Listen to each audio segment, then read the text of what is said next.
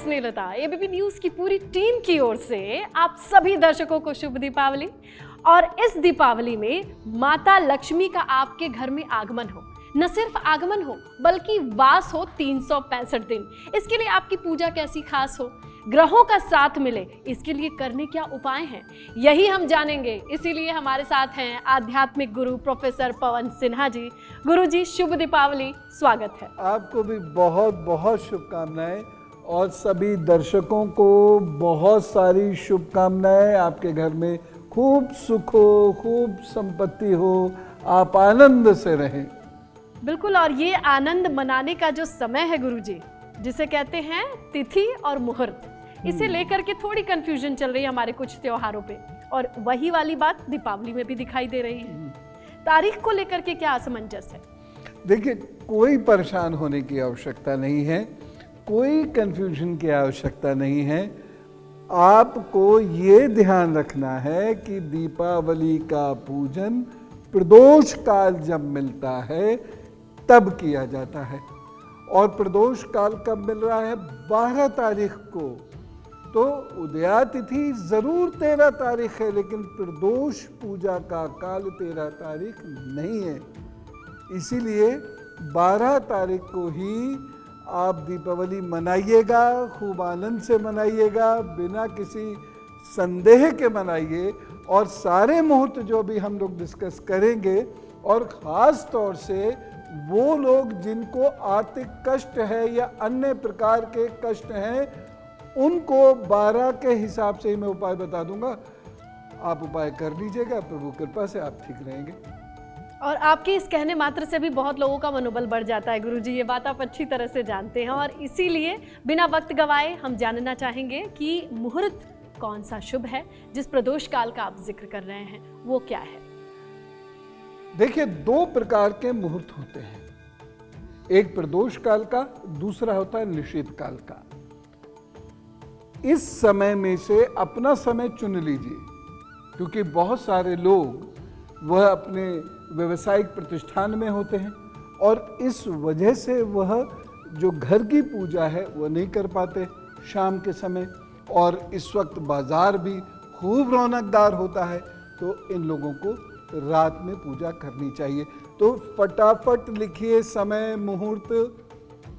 12 तारीख को दीपावली मनाएंगे और शाम को 5:38 से शाम को 7:35, ये प्रदोष काल का समय है।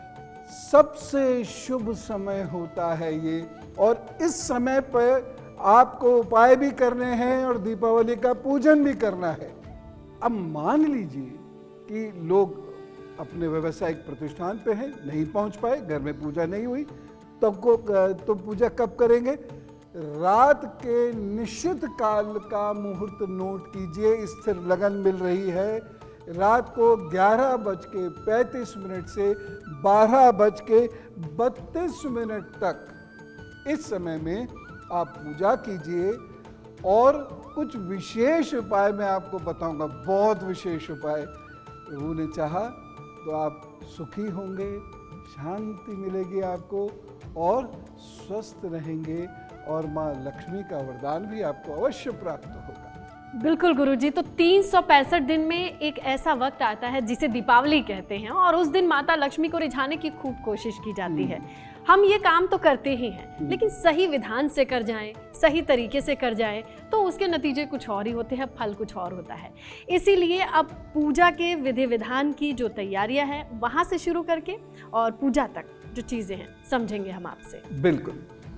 देखिए, सबसे पहली बात, यदि आपके यहाँ पुरोहित जी आ रहे हैं तो वो सारी पूजा करा ही देंगे। लेकिन मान लीजिए नहीं आ रहे और आपको करना है, तो अब आप उन जैसी पूजा तो नहीं कर सकते, लेकिन आप बहुत सरल सी पूजा कर दीजिए। वो पूजा कैसे होती है? सच में बहुत सरल है, और जब आप उसे करने बैठेंगे तो आपको बड़ा मजा आएगा, और आपके घर में यदि बच्चे हैं तो और ज्यादा आनंद आने वाला है। पूजा का प्रारंभ करते हैं षोडशोपचार से, यानी पूजा में प्रभु जी की सेवा के 16 चरण होते हैं। कौन कौन से 16 चरण होते हैं, फटाफट नोट करते चले जाइए और देखिए कितना आनंद आएगा आपको पूजा करने में, और सब कुछ एकदम सिस्टमेटिक होता चला जाएगा।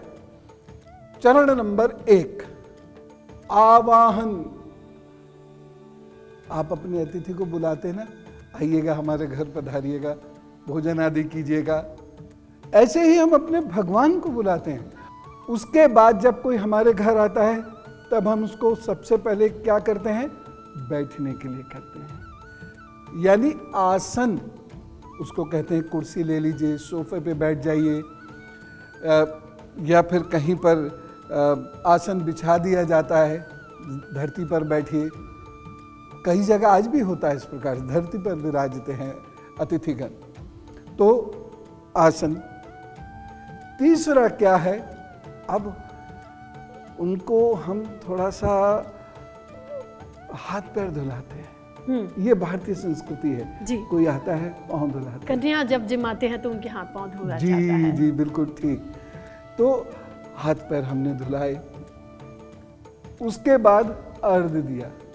अब अर्घ ऐसा नहीं है जैसे हम सूर्य को देते हैं ना लोटे में ऐसे करके, ऐसे तो भीग जाएगा हमारा अतिथि। हमने जल दिया उनको, अतिथि को जैसे जल देते हैं वैसे ही हम अपने भगवान को, माँ लक्ष्मी जी को और भगवान गणेश जी को वैसे ही जल देते हैं। या आपका अपने इष्ट का चित्र वहाँ पर है तो उनको भी जल देते हैं, थोड़ा थोड़ा सा जल सम्मुख रख देते हैं। अगला स्टेप क्या है, स्वयं की शुद्धि, इसको कहते हैं आचमन। अपने भी वही जल लिया, हाथ धोए, हमने अपने आप को शुद्ध किया। शुद्ध क्यों किया, अब हम आपकी पूजा के लिए तन से भी और मन से भी शुद्ध हैं। अगला है स्टेप देव स्नान। देव स्नान कैसे, अब पूरा स्नान तो नहीं कराना है, उन रुई से उनके हाथ पैरों पर थोड़ा थोड़ा जल लगा दीजिए, जल छिड़क दीजिए, और तांबूल लेके यानी पान लेके जल को इस तरीके से छिड़क दीजिए। ये सांकेतिक पूजा होती है ना। तो हमने देव स्नानम करा दिया। अब अभी सारे स्टेप्स नहीं हुए हैं, लेकिन कितना मजा आ रहा होगा सभी लोगों को।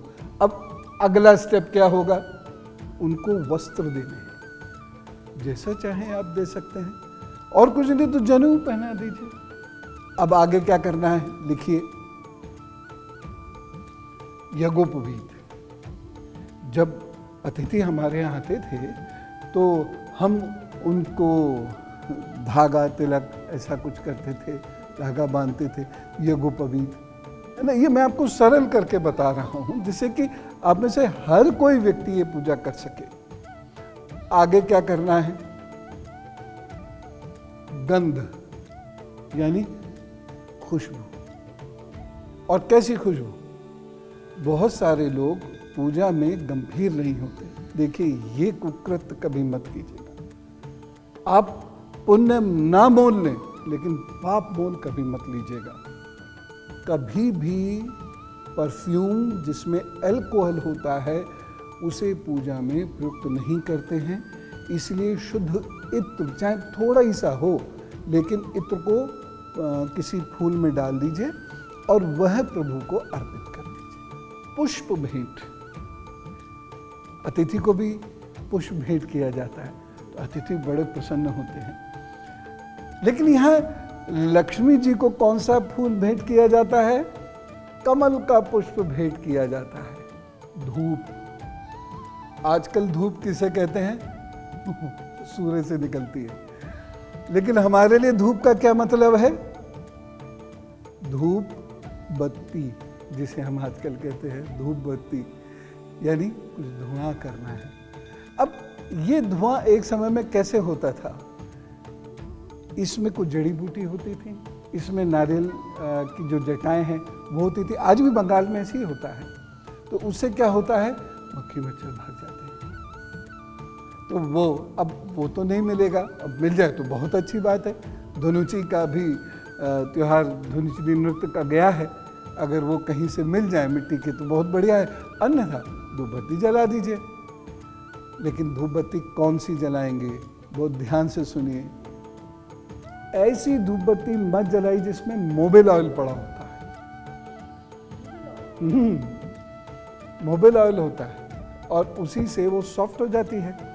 तो ऐसी धूप बत्ती का प्रयोग कीजिए जिसमें मोबिल ऑयल नहीं है। और आजकल ऐसी धूप बत्तियां।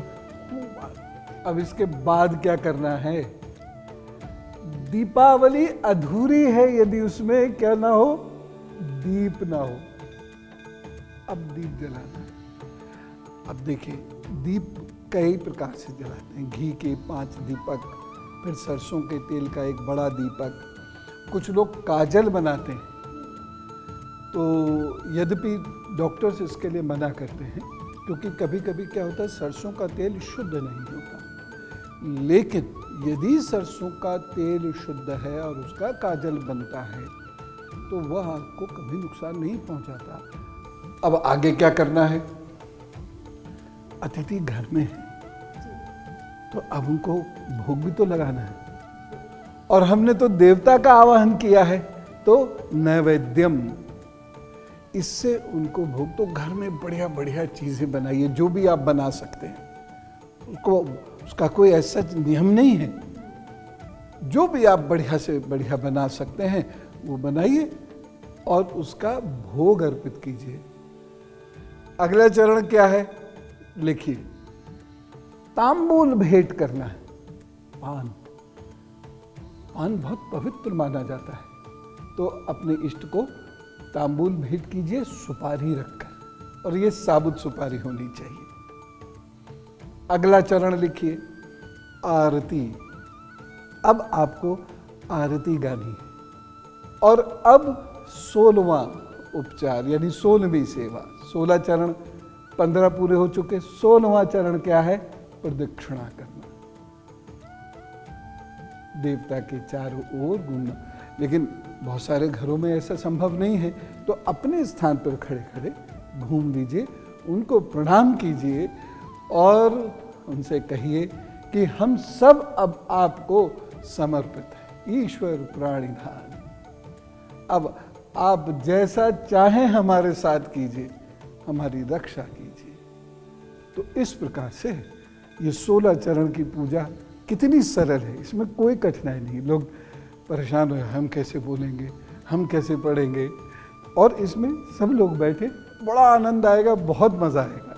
गुरुजी, जितने आसानी से और जितने रोचक तरीके से आपने बताया कि एक मेहमान का आना, उसको नहलाना और उसको चंदन लगाना, गंध सुगंध देना, अर्पित करना, और अंतिम में अपनी ही जगह पे घूम करके उनसे प्रणाम करना और थोड़ी बहुत क्षमा भी मांग लेना, क्योंकि ऊपर नीचे तो हो ही जाएगी। जी, ये बहुत महत्वपूर्ण है। आह्वान किया तो क्षमा प्रार्थना भी कर लेनी चाहिए, क्योंकि जो थोड़ी बहुत कमी रही वो दूर कर ली जाएगी। लेकिन अब इस पूरे 16 चरण में कुछ सवाल मेरे जहन में वो पनप उठे हैं। पहली चीज कि देखिए, कमल का फूल उस दिन शॉर्ट हो जाता है, कम हो जाता है। गुरुजी, ये मान के चलिए कि मार्केट में पता नहीं कितने पहले से ऑनलाइन ऑफलाइन कमल का फूल कम मिलता है, क्या करें हम? अब ऐसे में तो मजबूरी है, तो गुड़हल के फूल का प्रयोग कर सकते हैं। गुड़हल का फूल, चलिए गुरुजी ने एक समस्या का हल कर दिया है। बहुत ज़्यादा परेशान ना होइए, नहीं मिला है गुड़हल का फूल, मन से अर्पित करेंगे तो माता स्वीकार कर लेंगी।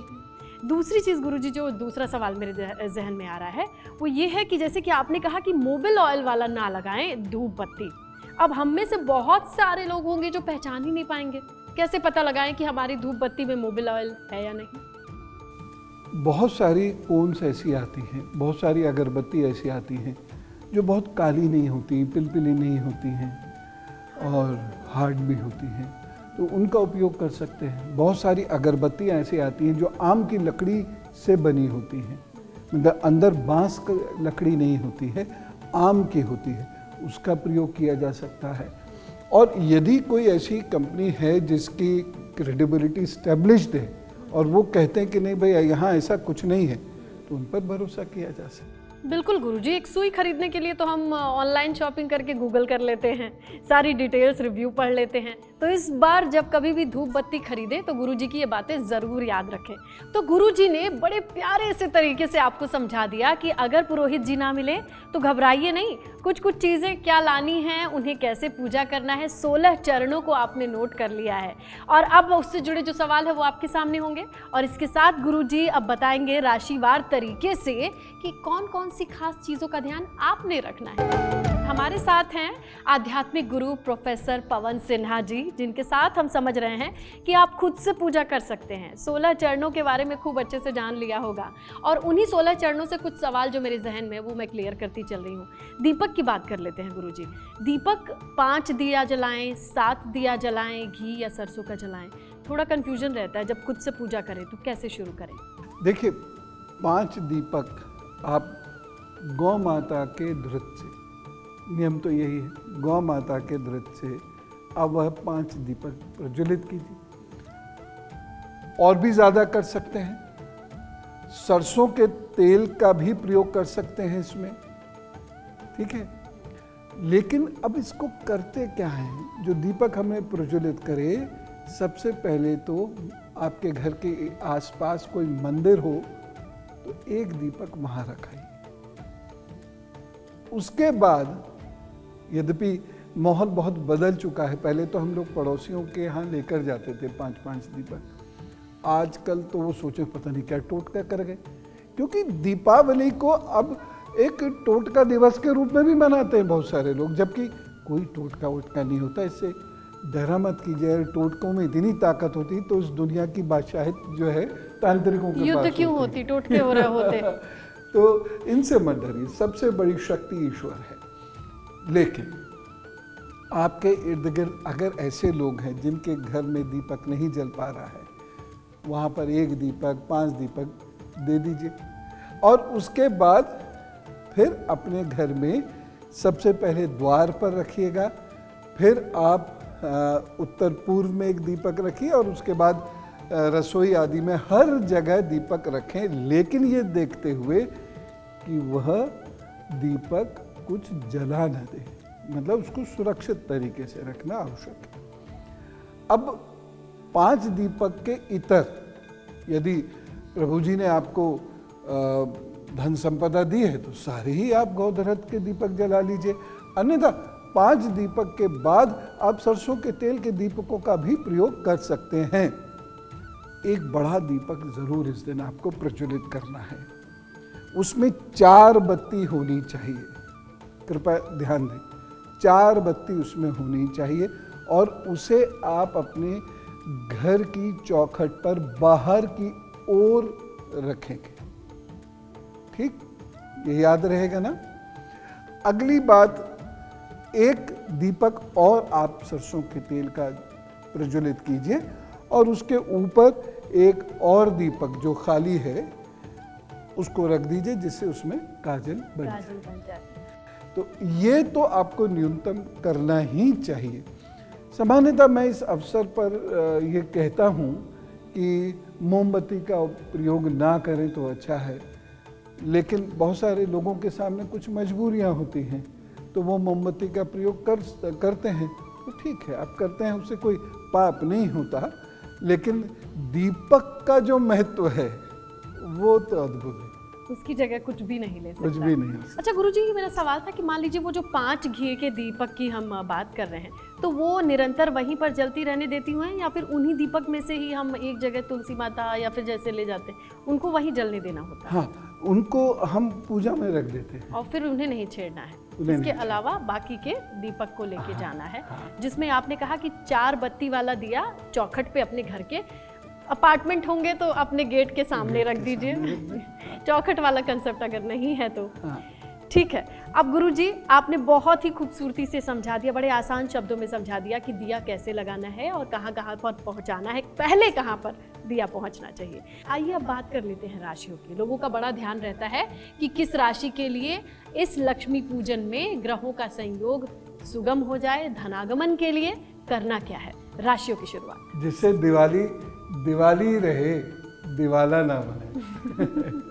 क्योंकि आप देख रहे हैं वैश्विक स्थितियां अलग तरीके की चल रही हैं। ठीक नहीं। देश में भी आर्थिक उहापोह है और बहुत सारे लोग कोविड के बाद से परेशान हैं। बहुत सारे बिजनेस अभी तक अपनी पटरी पर नहीं लौटे हैं। तो हमें क्या करना चाहिए ये जरूर लिख लीजिए और समझ लीजिए। बिल्कुल। मेष राशि से शुरू करते हैं। मेष राशि के लोगों को इस दिन मसूर की दाल का दान अवश्य करना चाहिए। कम से कम 1.25 किलो तो हो ही, ज़्यादा हो तो भी और अच्छा रहेगा। और इसके साथ साथ घर के किसी बुजुर्ग से लाल रंग का कलावा अथवा धागा जरूर धारण करवा लें। वृषभ राशि के लोगों को यदि संभव हो सके तो वह चांदी की कोई चेन धारण कर लें इस दिन। और यदि नहीं वह संभव हो सकता तो इस दिन वह दही का दान अवश्य कर दें। और दही भी संभव ना हो तो कम से कम दूध का दान तो अवश्य कर ही दें किसी भी जरूरतमंद व्यक्ति को। मिथुन राशि के लिए लकड़ी की वस्तु का दान जरूरी मान लीजिएगा। वहीं कर्क राशि के लोग एक माला भगवान मृत्युंजय के नाम की अवश्य जपें। और अगर संभव हो सके तो पूजा की कोई वस्तु अपने गुरुजी से ले लें और उसको अपने पास रख लें। चाहे वो धारण कर लें, चाहे उसको वो अपने पास रख लें। ये तो भी आज के समाज में थोड़ा सा ये मुश्किल होगा, लेकिन यदि ये संभव हो सके तो बड़ा अच्छा रहेगा। सिंह राशि के लोगों को आज से पूरा 1 वर्ष तक एक उपाय करना है। क्या? मिट्टी का करवा होता है ना, करवे में प्रतिदिन आप रोली, चावल और शक्कर, चीनी नहीं कह रहा हूँ, शक्कर डालेंगे। सूर्य की तरफ मुंह करेंगे। सूर्य उदय का समय प्रत्येक अखबार में आता है, उससे 45 मिनट के भीतर सूर्य को आप जल दीजिए। आनंद से रहिए, आप बहुत सारी परेशानियों से स्वतः बचते चले जाएंगे। कन्या राशि के लोगों को एक बहुत विशेष कार्य करने को मैं कह रहा हूं। कितने भी बड़े व्यक्ति हों आप, कितने भी व्यस्त हों आप, घर के किसी एक छोटे से कोने की सफाई स्वयं करें। ये बहुत ध्यान रखने वाली बात है और इसे कृपा करके बहुत इम्पोर्टेंस दीजिएगा। ऐसा मत सोचिए कि मैंने ऐसे ही बोल दिया। बहुत सारी परेशानियां जो आने वाली हैं नहीं आएंगी।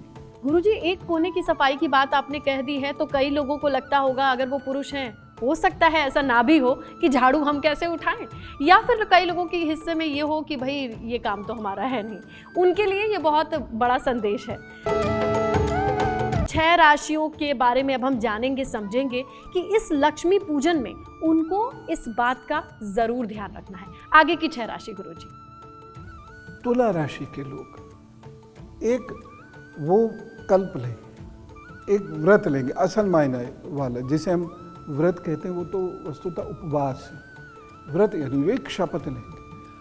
हर शुक्रवार को चावल और दही का या दही चिवड़े का दान 8 वर्ष से छोटी कन्या को अगली दीपावली तक जरूर करेंगे। उसके बाद मैं फिर कोई ऐसा ही उपाय बता दूंगा आपको। वृश्चिक राशि के लोगों को क्रोध पर नियंत्रण तो करना ही है, लेकिन एक काम करना है, हर मंगलवार को उन्हें मिट्टी के बर्तन में भोजन करना है। अब ये उपाय थोड़ा सा कठिन होता है, ख़ासतौर से वो लोग जो बाहर काम करते हैं, लेट नाइट शिफ्ट होती है या जिनकी ट्रैवलिंग बहुत होती है, वो कैसे करें? ऐसा कर सकते हैं, एक मिट्टी की कटोरी, एक कटोरी वो अपने पास रख लें, छोटी सी रख लें, और बाहर कहीं भी जाते हैं, खाते हैं, तो एक काम कर लीजिएगा। संकोच होता है असल में लोगों को, इसलिए भी उपाय नहीं करते हैं कि हम इतने सारे लोगों के बीच में अपने थैले में से एक मिट्टी का चकोरा निकालेंगे। लेकिन एक वो निकाल के दही उसमें पड़वा लीजिएगा बस, और उसके बाद खाइए। अब जबरदस्त उपाय है। की लस्सी भी चलेगी जो आजकल मिलती है? हाँ हाँ, अरे वाह, देखिए कितना बढ़िया समाधान मिल गया। अब हम धनु राशि की बात करते हैं। धनु राशि के लोगों को पीतल का या त्रिधातु का अथवा सोने का छल्ला बृहस्पतिवार को तर्जनी में धारण करना है। सोच समझ के निर्णय लेना है। गुरु, शिक्षक, बुजुर्ग, गाय, मंदिर की यथासंभव जो है उपासना, प्रार्थना, सेवा करनी है। अब देखिएगा बहुत सारी परेशानी अपने आप दूर होंगी। मकर राशि की बात करते हैं। मकर राशि के लोगों को इस दिन से ही, यानी दीपावली की रात में जब भोग लगाएंगे प्रभु जी को, उसके बाद वह एक मुट्ठी उड़द की दाल एक डिब्बे में निकाल के रखेंगे और उसे शुक्रवार तक प्रतिदिन किया करेंगे। आप बाहर हैं तो कोई घर में जो हो वो कर दिया करे और शनिवार को उसे किसी भी ज़रूरतमंद व्यक्ति को दे दिया करेंगे और ये अगली दीपावली तक करना है। मेरी बात को गंभीरता से लेना। कुंभ राशि के लोगों को छत गंदी नहीं छोड़नी है, उसकी नियमित सफाई कराएं। टंकी जो होगी उसकी नियमित सफाई करवाइए। ये बहुत सामान्य सा उपाय है, लेकिन ये बहुत सारी समस्याएं आपकी ख़त्म कर देगा। और इसी दिन आपने क्या करना है कि कुछ भी ऐसी चीज़ जो किसी बुजुर्ग के काम आ सके, जैसे मेडिसिन हैं जो डॉक्टर ने उन्हें दी लेकिन वो गरीबी की वजह से उसे खरीद नहीं पा रहे हैं, तो मेडिसिन उसको जाकर दान कर दीजिए। और यही नियम बना लीजिए कि हम शनिवार जो जैसा संभव हो सके, जितना आप पे धन हो, वह मेडिसिन हम एक बुजुर्ग को दिया करें। अब हम मीन राशि की बात करते हैं। मीन राशि को भी थोड़ा सचेत होकर चलने की आवश्यकता है। अब आप क्या करेंगे? माँ लक्ष्मी जी के और भगवान गणपति जी के पूजन के उपरांत, आप अपने इष्ट का पूजन करने के उपरांत पीले रंग का धागा अपने बुजुर्ग से या गुरु से, और ये दोनों नहीं है तो शिक्षक से धारण कर लीजिए।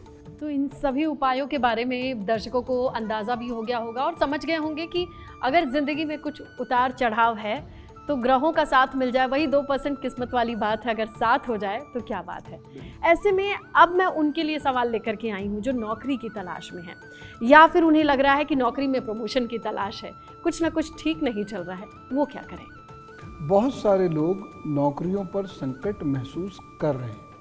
नई नौकरी आएंगी, लेकिन बहुत सारे लोगों को एक डर सता रहा है, और जिनको डर सता रहा है वो एक कार्य करना शुरू कर दीजिए, और वो है ओम गंग गणपताय नमः का नियमित जप, या फिर वह अपने इष्ट का नियमित रूप से जप करे। और अब आप पूछेंगे इष्ट कौन?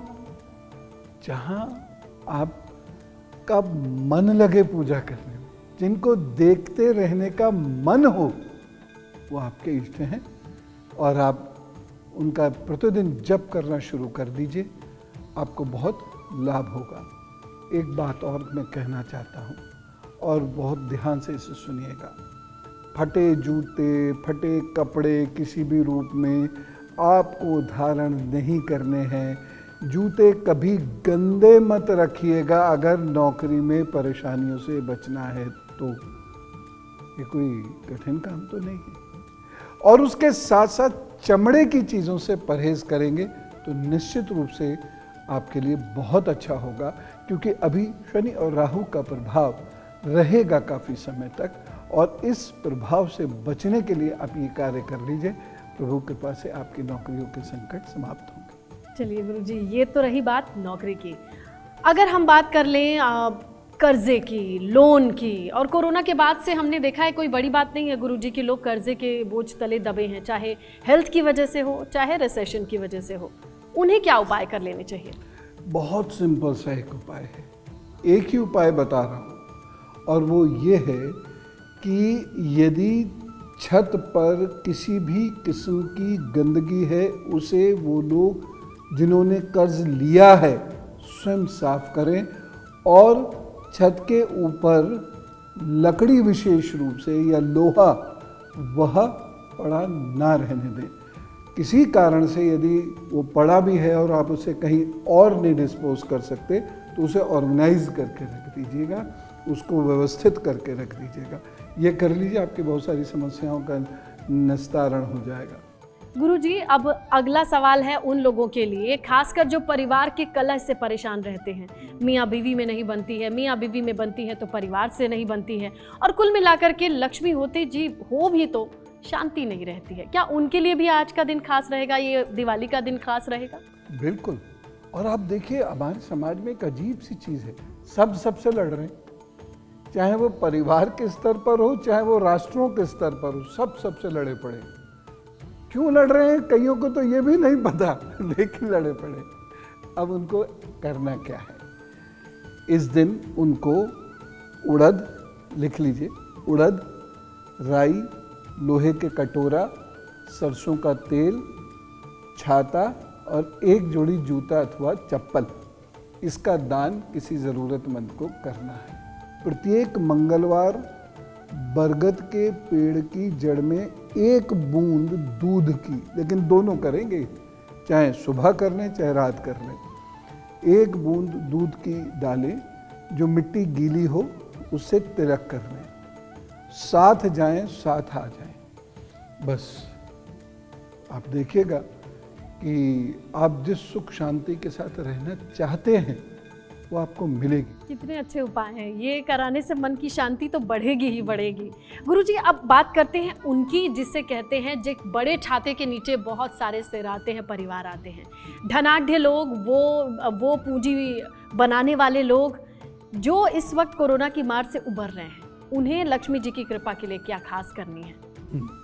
मैं एक मंत्र बताता हूँ और ऐसे लोगों को उस मंत्र का जप करना है। ओम ह्रीम श्रीम लक्ष्मीभ्यो नमः, बिल्कुल सिंपल है और बीज मंत्रों के साथ है। ओम ह्रीम श्रीम लक्ष्मीभ्यो नमः। अब इसमें एक प्रश्न ये आएगा कि माला कौन सी हो? कमलगट्टे की माला हो।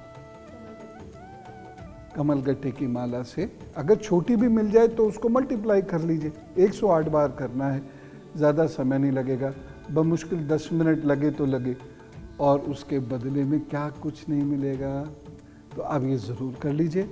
आप सुखी होंगे या ऐसे लोग सुखी होंगे या ऐसे राजनेता सुखी होंगे या ऐसे पूंजीपति सुखी होंगे, तो हज़ारों घरों के दीपक जलते रहेंगे।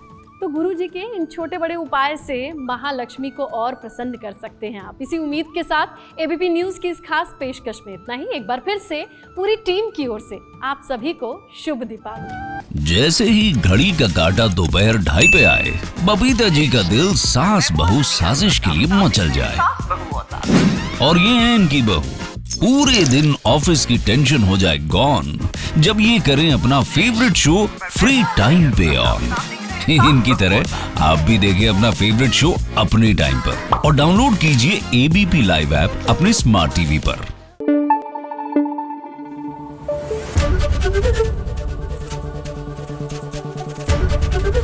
एबीपी न्यूज़ आपको रखे आगे।